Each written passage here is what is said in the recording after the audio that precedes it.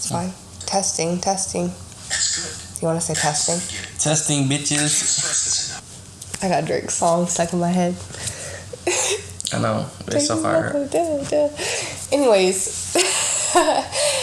Hi, everybody. Welcome back to DMP for That's My Podcast. It has been a minute, but your girl is back.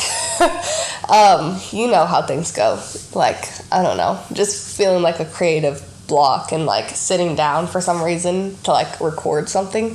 Like where I'm just like talking just seemed like so much. And so I apologize, but we're back on schedule now. And I have JJ with me. What's up, everybody?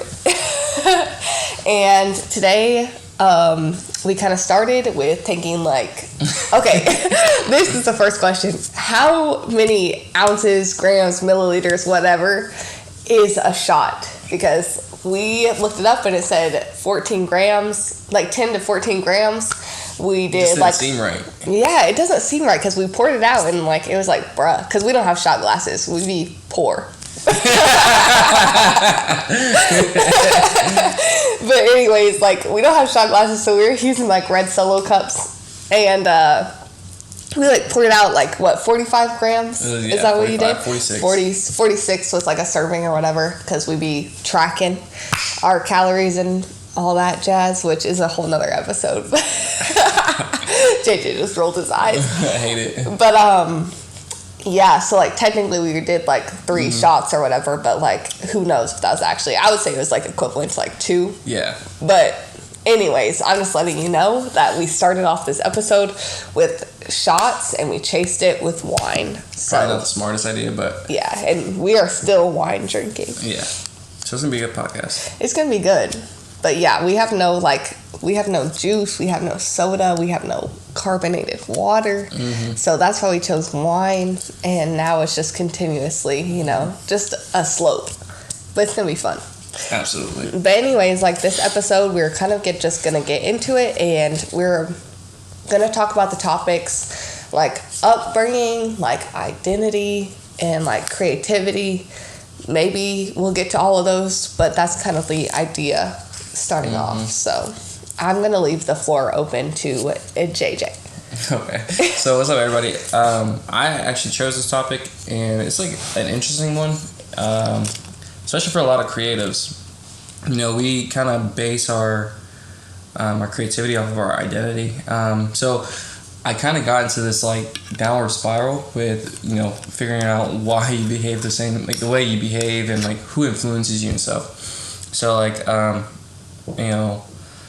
I kind of did some soul searching when I was like 24, and kind of understood more about myself that way. Like I'm like, okay, how I was raised and stuff like that.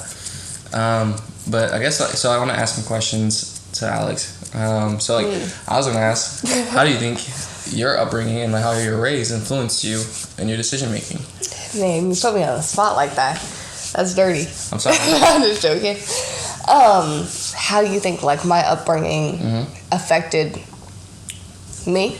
You said? Yeah, and like how do you think it affected your identity and like who you are, like in the choices you make? Like so, example for this, like, and like why I got into this deep dive is because when I was 24, I was really going through it with school, and like I was going to be like an exercise science major. I was really into fitness, and like I still am, but like I never wanted really to. After like I turned a certain age, I didn't care for being a personal trainer anymore, and I felt like I needed to finish school based off of what other people expected of me. So that's why all this kind of. Yeah. I think like no matter what we think, I think like our upbringing has so much to do with like how we think nowadays, and like. I don't know, just things that we do. Like, I think we would like to, like, say that, I don't know, I think everybody likes to be in denial. At least, okay, maybe I'm projecting. But, like, I think beforehand when I would look back at, like, how my upbringing did affect me, I think I would be very much in denial with how much it did affect me. because like everybody wants to, of course, think that like the decisions that they make and like what they do and how they think is like up to them, you know what I mean? Not anything predetermined, which it's not necessarily predetermined, but like I would say like the way my upbringing like affected me is just like it was just kind of like a filter. I don't know, you know what I mean? Like, okay, for like an illustration, like, you know, when you're on Visco and you like you like put a photo in there, you upload it, and if you click, instead of like editing like the photo, if you like click a filter, you know, there's only so much you can do with like the color, with the grain, with the like with the saturation, with the brightness. If you click the color, like if you go ahead and click the filter, and I think that's kind of like how my upbringing affected me. Like, I think I'm trying to get back out where I'm like in the edit section. I think that's like where I feel like I'm at right now. But like beforehand, I feel like I wasn't at the normal and then clicked edit. I was at like M3004. You know? Not where you want to be. Yeah, like I think like I definitely had like a filter on with like the world, like, you know, like Miley Cyrus's new song, like rose-colored lenses and stuff like that. Like, I don't think I had rose-colored lenses with the world, but like in the sense of like I just viewed it differently than like most people viewed it. And like I think I had a different thought process, I guess, going into situations and like how I approach them. Yeah, you know, like I think you know, like one scenario, like really, like I don't mean to like hate on my parents. I think they did a lot of parenting like behind the scenes, if that makes sense. Like they did a lot of parenting without realizing they were parenting. But like the one scenario where they were actually parenting, they like talked to me about something, was like, you know, like, so being raised as a witness, you're not supposed to hang out with people that are not witnesses. Well, I had like a really good friend that lived across the street from me, like in the apartment complex. She was like my age, and it was just a different person to like talk to and hang out with. And I went to school with her, and like she really like stood up for me, because like I wasn't like an unpopular kid in school, but like at the same time, like I did get bullied, and like, you know, everybody has their own struggles, like within like school and stuff like that. And she was one that like always stuck by my side. Like she still follows me on Instagram, Facebook, all that jazz. Like, I don't know, like she's reached out to me since. Like, she was just a good friendship. She ended up stealing my crush, but that's all right. But like in general, like I just feel like we used to hang out after school, and that's the girl I talked to you about, where I used to play GTA with her and eat the double fudge brownies, or the double fudge brownie Pop-Tart. Yeah. And so, yeah, it's very good, like core memory, because like my parents like didn't keep any Pop-Tart other than brown sugar. So I was like, they got different flavors. Like, say less. And like her mom, her name was like April. She was so kind to me. Like, she took me in as like her own. But and she had a brother and all that, and I don't know, it was just fun. Like, we used to come home from elementary school, like this was 4th grade, and like I would just go to her house right after school. Like, we get off the bus together, and I'd go to her house, and we eat Pop-Tarts and play GTA, and like we got on like Omegle. Like, it was so effing stupid. But that was also the first time that I have seen a man part. That was real. It was in 4th grade. Yeah, like other than like, you know, like I babysat and stuff like that, but that was the first time I've seen like somebody trying to do something. You know what I mean? Did you walk in on something, or? You know how crazy Omegle was. You know how crazy Omegle was. Somebody would just be like, oh, I don't want to get into it because I don't want my podcast to be flagged or nothing. Yeah, but I was never on Omegle like that. Oh, it was crazy. So like you would like hop in a chat, and like if you chose to like stay in a chat, you can, but like if not, like you just get like a glimpse of whoever you're about to talk to, and it's just randos. And like a lot of times guys would just be sitting there like naked, like ready to like jerk off or something. That's so wild. It is insane. And we're over here 9 years old. Like, what the fuck? Like, so yeah, it was definitely crazy. I don't know if people get on Omegle like that anymore or whatever, but like that was a crazy scenario. I don't think I ever told my parents that situation, actually. But yeah, that was insane. But like just in general, good memories. But yeah, it was good memories. But like, I guess going into it anyways, like I remember she asked me to spend the night one time. And, like, I loved sleepovers growing up. Like, I think you understood that whenever I first, like, started meeting. Like, when I talked to you, it was like, I hate being at my house. Like, at my parents. I hated being at my parents. I was the same way growing up. Yeah. And so it was like, if somebody invites you, you're like, say less. Yeah. Like, that sounds so fun. Like, just getting away from, like, the normal life and getting away from that anxiety and stress. Because, like, my mom was, like, a hoarder growing up. So, like, it was really stressful for, like, my OCD and, like, I don't think I didn't recognize that at the time, but like it was just a lot it was overstimulation constantly, and then not ever having my own room. I never had my own time. Like I remember I used to like close my closet door and like just sit in my closet, like so I had time. And like even then, sometimes my siblings would like open the closet door. Like one time, like my brother like came in while I was changing, and I was like, "What are you doing?" Like you know, it's just crazy scenarios. But anyways, like I was like, hey, like, mom and dad, like, I, like, remember they're, like, laying in bed together, and I was like, can I, like, spend the night, like, at Rachel's? And they're like, well, they're like, you know, we're not going to tell you, like, we're not going to say that you cannot, but, like, they're, you know, they pulled, like, the whole religion thing, which, like, is not probably something that most people go through with religion, but, like, they're, like, how do you feel like Jehovah would feel? Like, do you feel like she's, like, good association? What do you feel like you do with her? Like, do you, like, all those things, like, pretty much it was, like, the first time I ever asked myself a question. Like, if that makes sense. Yeah. At least pertaining to that. Like, I think, like, I just went through life and I was just, like, you know, vibing off of what you feel. Like, do I want to do this? Do I not want to do this? Like, does it make me feel good or does it not make me feel good? And I think that was, like, the first time that like, I guess they instilled, like, values and morals into me, I guess.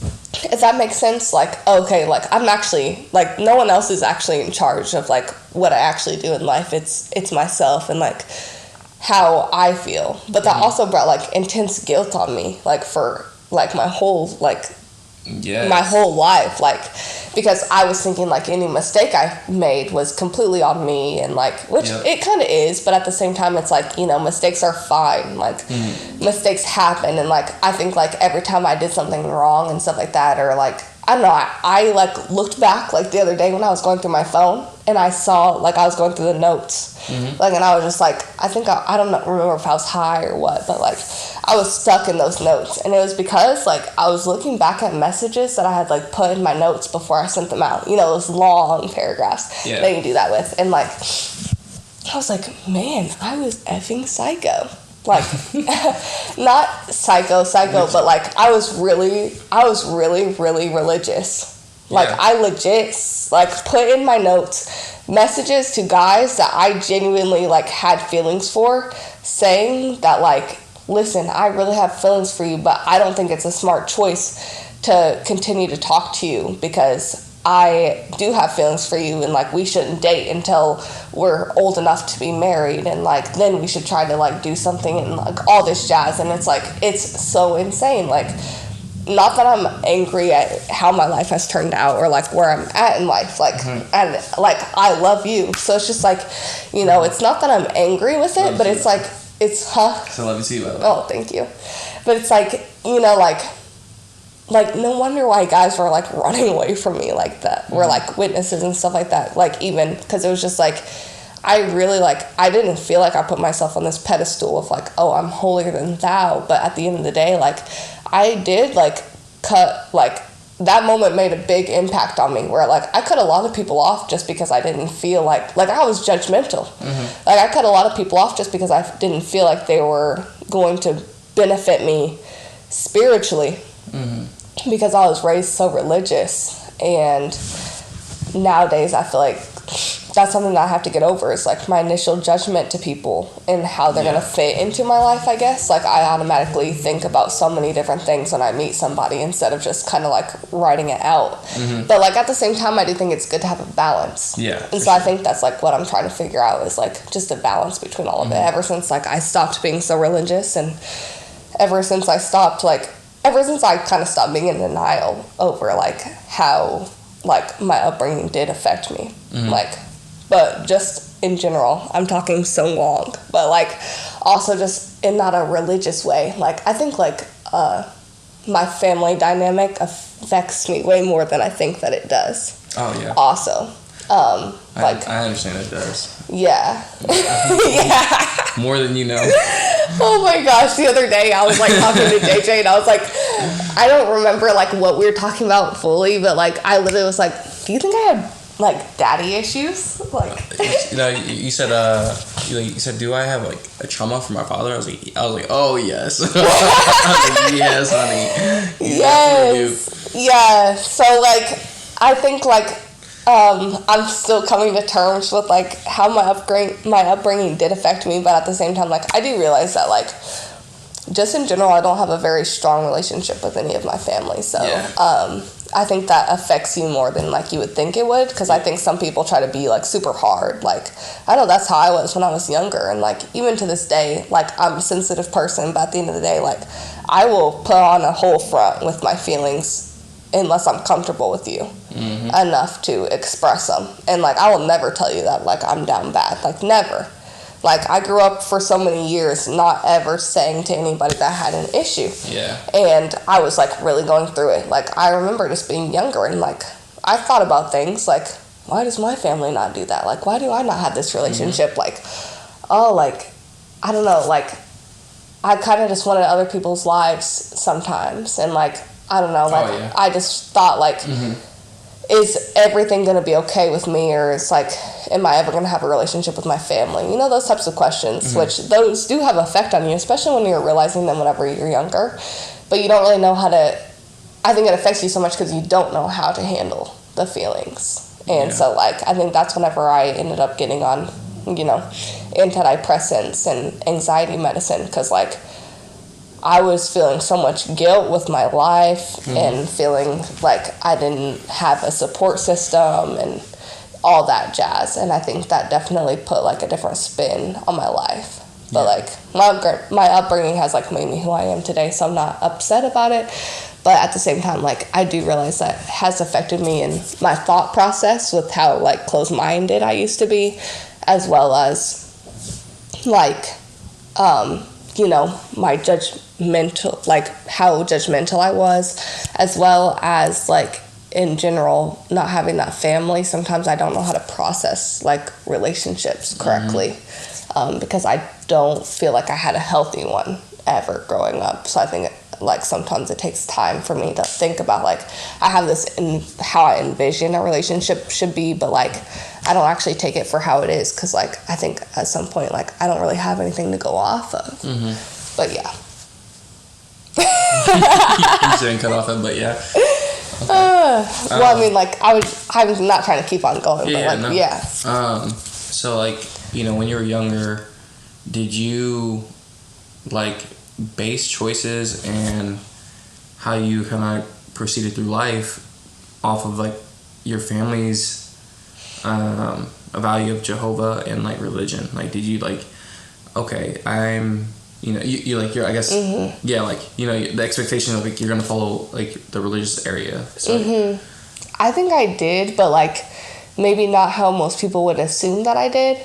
Like maybe thinking that like, oh, like I'm doing this for Jehovah and stuff like that. And I think like, or I guess for listeners, like Jehovah, like I was raised as a Jehovah's Witness, which is like what I believe is God's name is Jehovah. So like I think like people back then in my mindset, I was like, I'm doing this for God, like I'm doing this for Jehovah, you know, like my decision making. But I really like that's what was so hard for me when I got disfellowshipped, was thinking like, was I actually doing this for God? Like did I actually believe that the Bible was real? Do I actually believe God is real? Do I actually believe all of that stuff that like I learned whenever I was younger and growing up? Like, which like I don't think just because I'm younger and growing up like that should automatically make it to where like I was just being brainwashed. Like I don't believe that, but it's just like, do I actually believe it? Like or was it just something that like, was it just a hope that I wanted to hang on to? Was it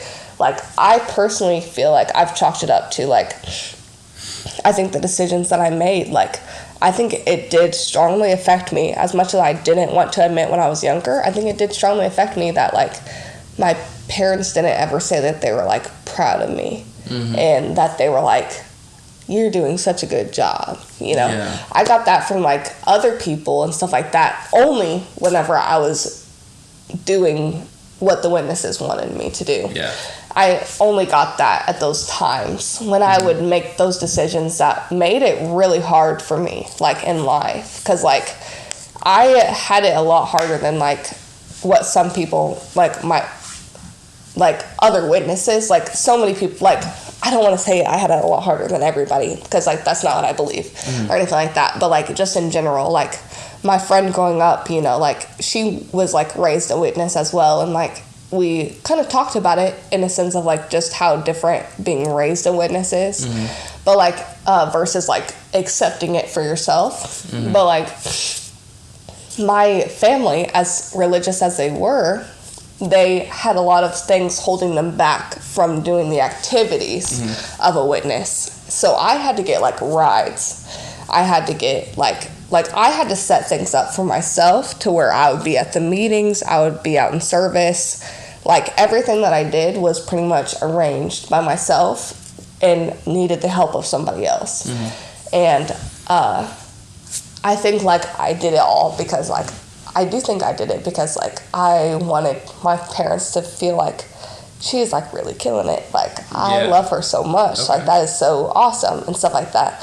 Like, I don't know if I really did it because I believed that God is, like, this being watching me and stuff like that. I think at certain points I did think that because, like, there's been plenty of times where no one knew what I was doing, but, like, I still felt guilt because I felt like God knew what I was doing. But, like,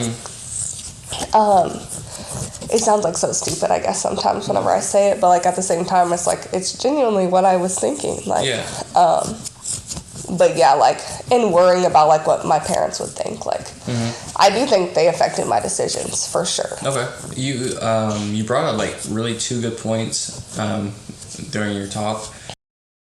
The first one was being, when did you start thinking for yourself? When you started questioning everything. I think that's an important, pivotal moment for every individual. When you're like, am I doing this because I actually want to do this? Or am I doing this because my family wants me to do this? Or my religion is expecting me to do this? So you talked about that. Can you touch more on that? And, like, what was your conflictions, like, during that, like, that process? Because when I went through that stuff, I felt like I just was, like, lost. I was like, who the fuck am I? But yeah, because you were questioning why you were doing everything, literally everything. Okay. I think that, like, I realized, like, touching back on, like, when I said, like, I arranged stuff for, like, myself and stuff like that, like, you know, like, I think I realized pretty early on that, like, because, like I said, that situation where I started thinking about, like, oh, I have control of my decisions was when I was 9. So, you know, that's pretty young, I guess, like, maybe.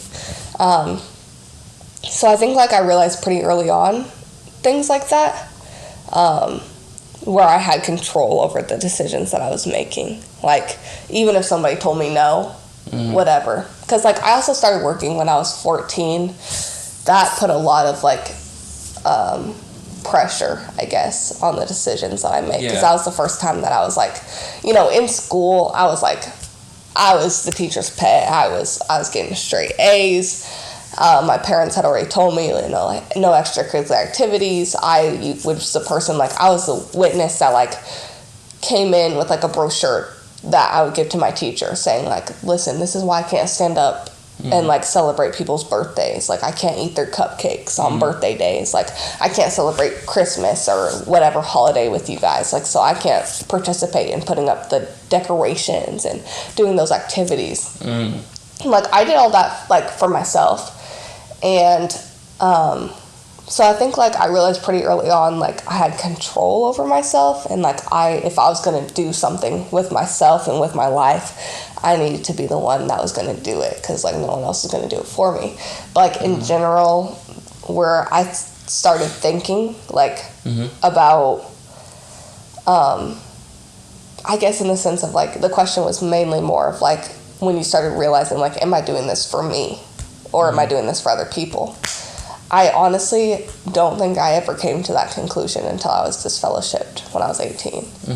And honestly, I don't think I even came to that conclusion until I was, I had a brief moment where I thought about it.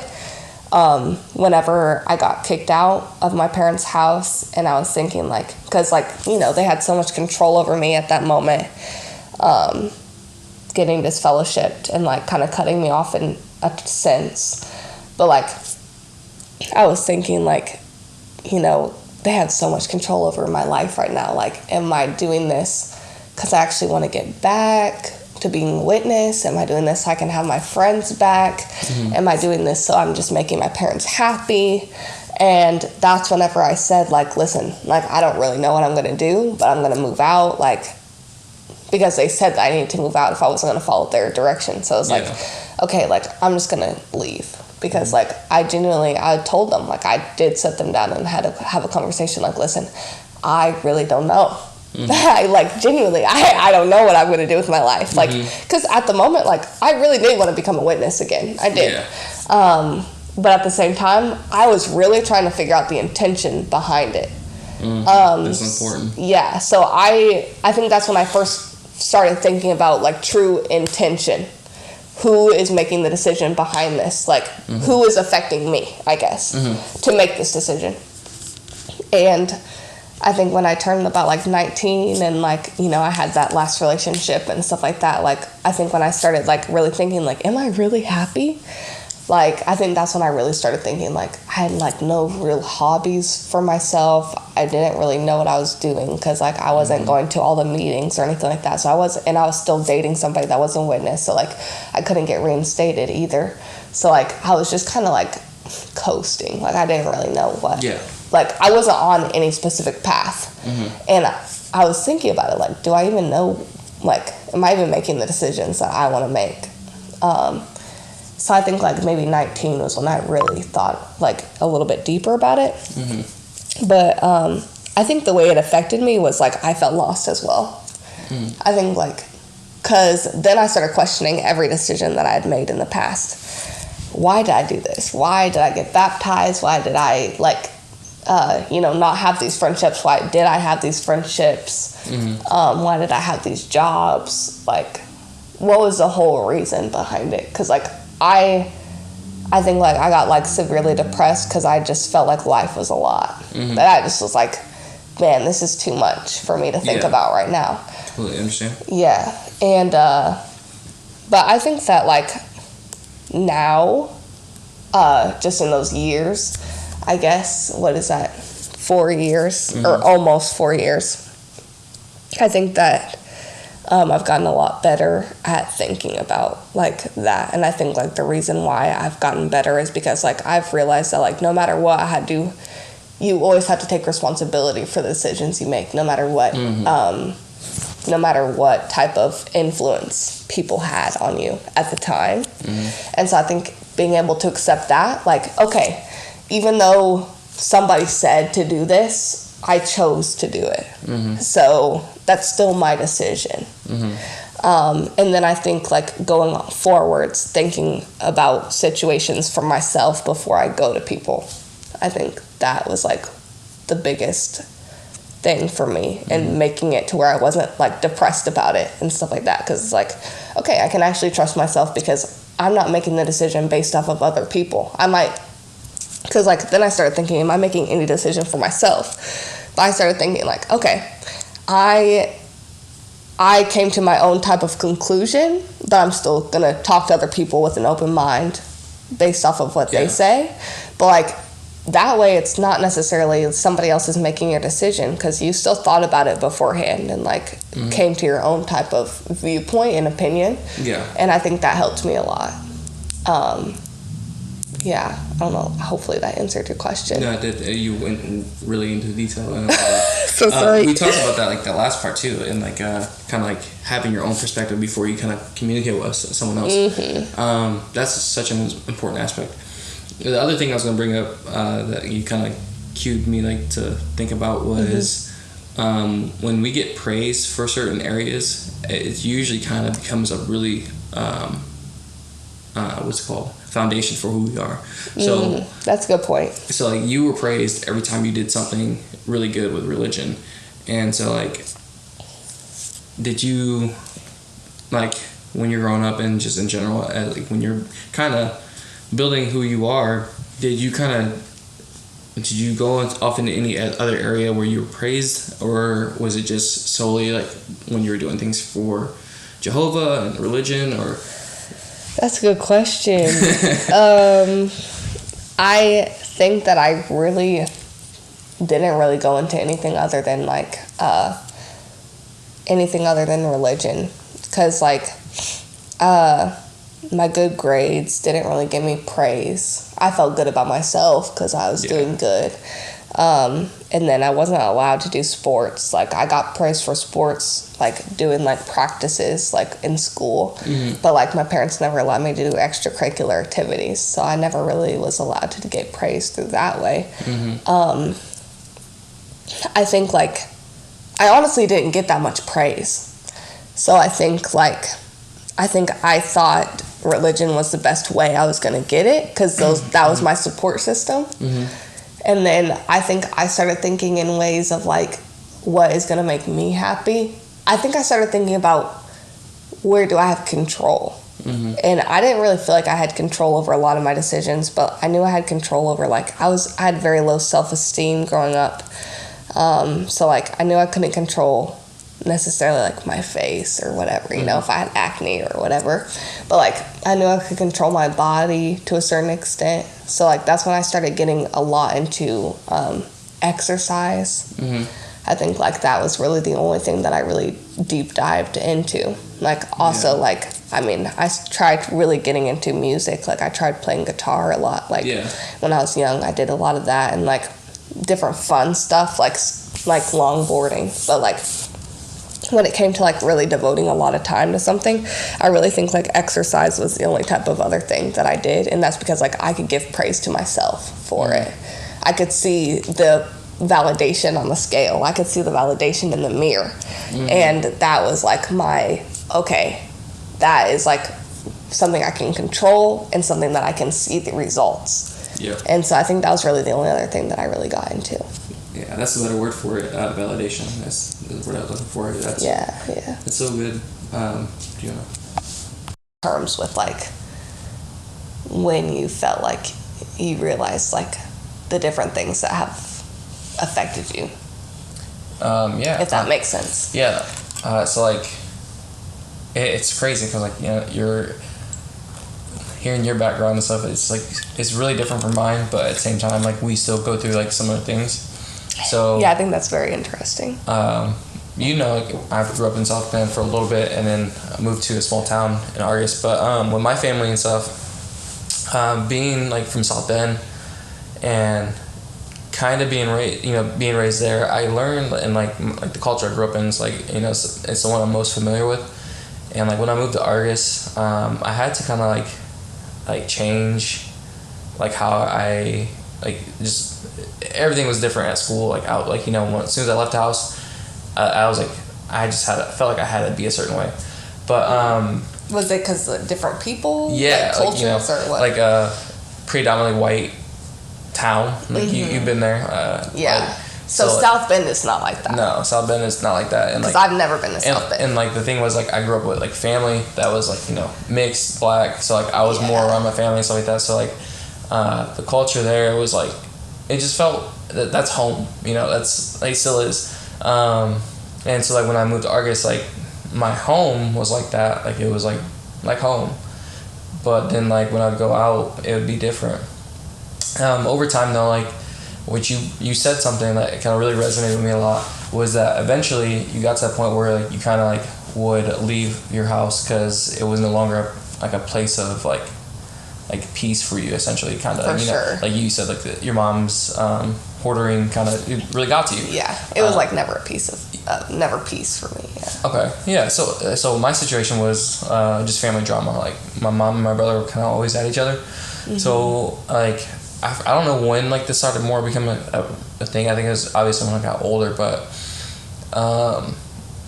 at certain points in time, I just kind of stayed away from home. It was just like I think it was because the fact you're just doing more in general, but also like it was just drama. And one of my best friends, his family life, it was like other people's families' drama is like not your drama. So like I'd always like go to people's houses and be chilling, and like it's not like they didn't have any drama, but it was like I didn't have to deal with it. So yeah, it was low maintenance. Yeah, it was low maintenance. Like I didn't care. Like as soon as I left their place, I was like, oh, it didn't matter. Yeah. But like, so like I did the same type of thing where I would like kind of not be at home the entire day, and like I'd go back home and just like be in my room just chilling. And like now that I'm older, I do see that I did a lot of disassociation like with like just different things. Mm-hmm. But what were we talking about? Like I did feel like I had like a lot of pressure to be successful. I think everyone does, especially just millennials, Gen Z. Everyone has like pressure to be something or do something. My family, like I felt like the pressure was to go to school and like kind of get a degree, and it was also like I put that pressure on myself. Put that like same like that. Oh, I have to get a degree. When I was younger, I was really into fitness. I was really into bodybuilding. And I found like success in that, so like that's something that's really stuck with. Mm-hmm. And then that was like where you got your validation. Yeah, exactly. It was where I got my validation, and I was just good. I was like I was naturally athletic, and I wasn't crazy skillful in any particular sport because I didn't really care to put the time in with that stuff, but I did care to put the time in with like weightlifting. So like I did play basketball and I played soccer, and like those sports were great. Like they definitely help kind of just with like that aspect of life, which is recreational and stuff. But I found myself always going to the weight room and consistently being there because I had two mentors. One was after school, and then there was another mentor that was my teacher. And do you just like view them as mentors, or were they actually like considered your mentors? Like, so I viewed them as mentors. Like they would talk to me, like I feel like more than other individuals, just like guide me. But like it's a validation thing. I got the most validation from those two people, and like me needing like a father figure, like I looked up to them like that. Mm-hmm. And so like it just fueled the weight room more, like the fire. Yeah, I was just like I was in there grinding. Like if I wasn't working the hardest, and I was like I don't know, I just like I had a high standard set for myself for no fucking reason. But so like that kind of shaped where I wanted to do what I wanted to do, and I was like, oh, I want to be a personal trainer because this makes sense because I'm actually good at working out and stuff. Yeah. And over time, I kind of like started becoming more creative, and like I never really tapped into that stuff, the creative things. My mom is really good at drawing, and my family's like creative, but like it was never like expressed like all the time, so I wasn't always around it. But when like my mom would draw, she's phenomenal, and my brother too. But like I never was like, let me just sit down and draw, because I would be like doodling like some stupid ass sketches, like stick figure. But I love your smiley face. yeah. But so like I came to like that like identity crisis like when I was like 23, and I went to the Navy, came back and stuff like that, and I was like, oh, okay, I'm supposed to do personal training and like exercise science, and like I just fucking hated it. Like I was over it. Was there ever a point when you're in school and you're like, oh, this is what I want to do? Or honestly, when you started school, you're just kind of like, I'm glad that I'm in school, but you're like, I have no interest in this. The part where I really enjoyed it was like the beginning, the initial, when I was like a freshman and stuff. Just something new. Yeah, something new, something like it's new environment, new people, everything's new. You're learning still, and like that was cool. But like, I think once I did the Navy stuff and like learning more about medical things and all that stuff, like it just seemed boring to me. I don't know. It just seemed boring. It still does now, and my viewpoint on that stuff. Yeah. So like, I was trying to figure out what I wanted to do, and I was questioning myself on like, why am I still doing this? And like, I even convinced myself to keep on going with school, even though I really hated it. Like, and like I just some things like happened with like like not working out of like my military experience, and not helping push me further along in school, where it would help me get my degree faster. And it just like it made the process even longer. And with me battling of like, why am I even doing this anymore? And like I felt like I needed to fulfill an expectation that I thought my family set on me, but they really didn't, honestly. So like I started doing like some like soul searching on like why I was doing the things I wanted to do and all that stuff. And like I started learning more about a little bit of psychology stuff, and like I want to talk about this thing. We talked about this a lot, but how there's like a psychology like experiment where it's called the white lab coat experiment, where there's a study of individuals that are given white lab coats, and there's two groups. One group is told that the white lab coat is a doctor's coat. Another group is told that the coat is an artist's coat. You haven't told. The experiment, like the two groups, they're given a set of tasks, and the group that's explained that their coat is a doctor's coat, they perform better, just because of the relationship with the coat, and it's like, I'm this high and mighty person, versus like they have artist. More confidence. Yeah, they have more confidence and stuff. So this like psychology experiment kind of just like expressed it's called cloth and cognition. So it basically talks about what you wear can affect your psychology. So but yes, so when I was doing my like soul searching and deep diving, I was like, okay, you're like wanting to lay out clothes. Yeah, I was like understanding what I wore affected how I would feel, and then also understood more about my environment and how I would feel. So who I surrounded myself with, and like my family and stuff like that, like what they've done. Okay, so we just recorded like 40 minutes worth of like more podcasts and conversation, and Soundtrap is trash, and so it deleted like everything that we were just talking about. So excuse if our like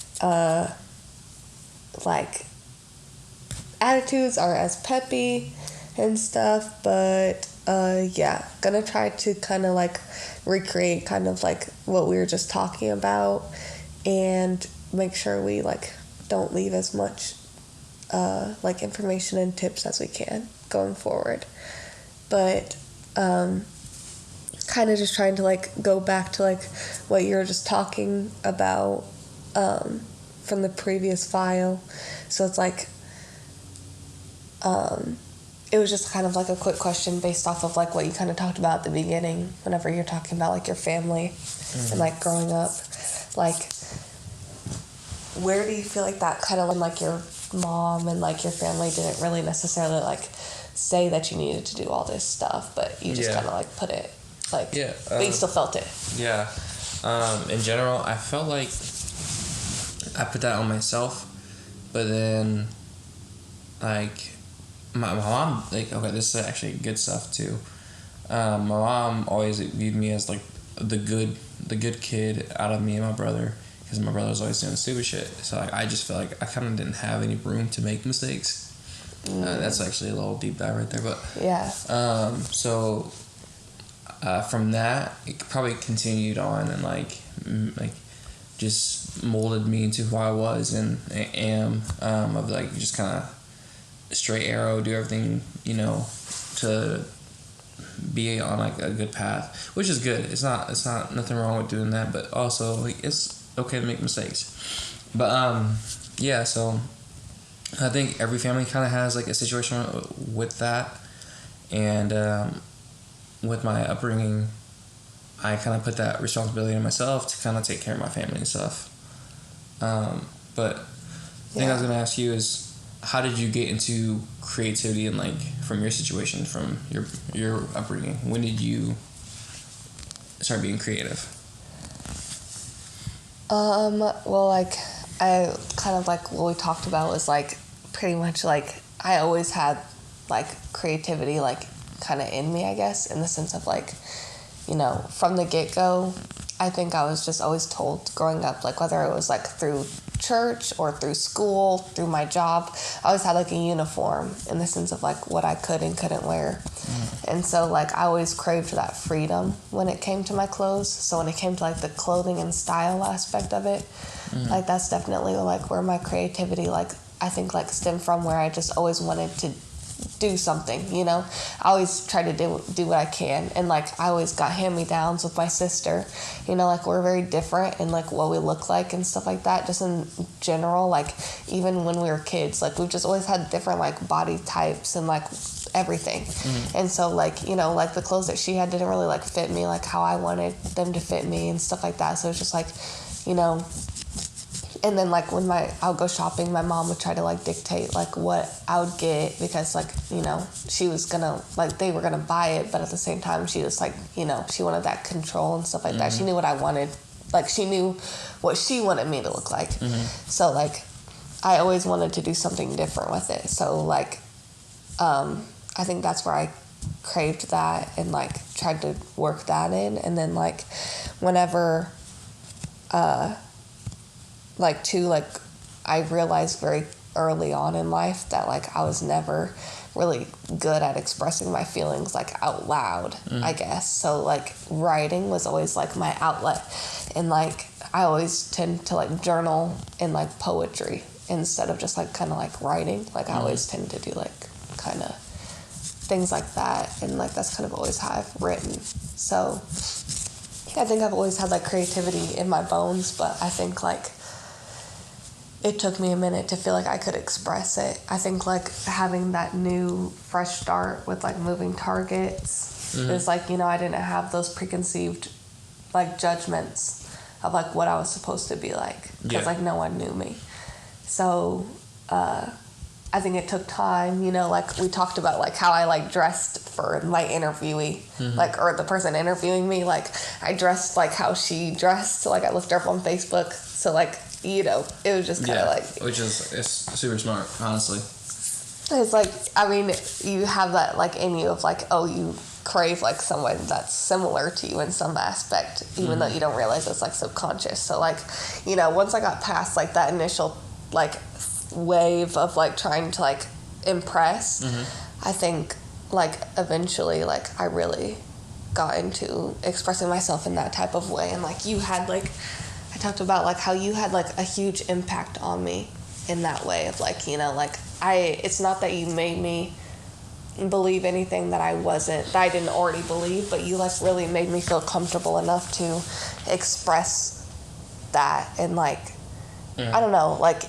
I feel like you made me feel no guilt for like my style and who I was and what I wanted to say in a lot of aspects. And I think that really like made me feel nice, because like that really wasn't something that I necessarily got beforehand. Well, I think we might not have covered everything that we kind of like talked about, because we kind of missed like a lot of material. Like we just went on tangents and stuff like that, where it's like, oh, I think I did have another question before we got into tips. I was asking about why you stayed doing something that you didn't want to do for so long. Like with school. That was a good tangent. Yeah, and like I brought up, for me it was like fear of failure. I stayed on a path that I kind of had some type of control in. I knew like the outcome of things, you know, like I think that's a lot of times where we stay on like in certain areas, even if it makes us unhappy, because we know that there's a certain outcome.